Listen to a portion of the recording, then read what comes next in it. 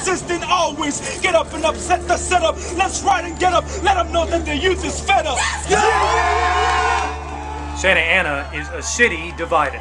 Apologize to our Latino community, not because you are a Jew, but because of your greed. Bunch of hypocrites, I can tell you, a bunch of hypocrites. So why so much anger?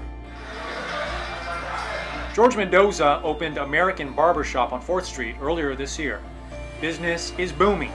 Part of the reason why, says Mendoza, is the city's recent efforts to spruce up the downtown area. This downtown, and I hate to say it, and I don't care if people hear it, it was a dump.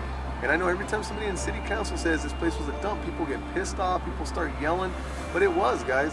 Much of the funding for the revitalization project comes from a special tax on downtown merchants. That tax, known as the Property Business Improvement District, or PBID, triggered a firestorm, with critics saying the city is trying to drive out older Hispanic businesses by pricing them out of the market, essentially gentrification. The controversy reached an uncomfortable low point when a city councilwoman recently compared an area landlord, who is Jewish, to Adolf Hitler. Great deal. And I specifically told them, hey, so if Hitler rents you a place, he's giving us a great deal, so who cares what he stands for? We need to put a stop to this. We need to put a stop to this. You should ashamed of yourselves for allowing Claudia to still sit there as Mayor Pro Tem. Perhaps if she had used the name of Zapata or Pancho Villa, you would have thought that was funny and people would still be laughing. 3 weeks later, Mayor Pro Tem Claudia Alvarez apologized for her comments, which were condemned by the City Council. But I understand that I hurt people like that, and for that I apologize. This is not by any means a Jewish Latino fight. So what is this really about? Some say it's about big business versus small business. Others say it's about unfair taxation. And still others insist it's all about race. Everything combined. Everything combined.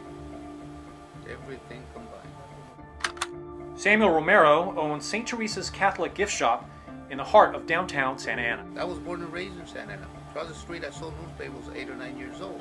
All the promotion that's being done has nothing to do with the Hispanic family. Nothing. It used to be known as Fiesta Marketplace. They got rid of the Fiesta, now it's East End. It appears that everything has connected in Spanish get eliminated. I've lived through it, and it pisses me off. George Mendoza, who is Mexican, sees things very differently.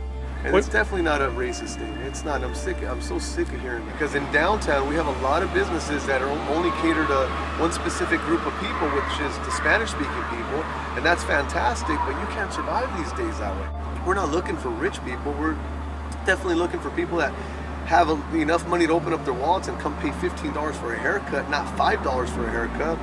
You know, to be able to go buy a good $12 gourmet burger, not a 99-cent burger. We can't survive like that. The people that don't want to see a change, and it's different now. We got to. A lot of business is going to go belly up.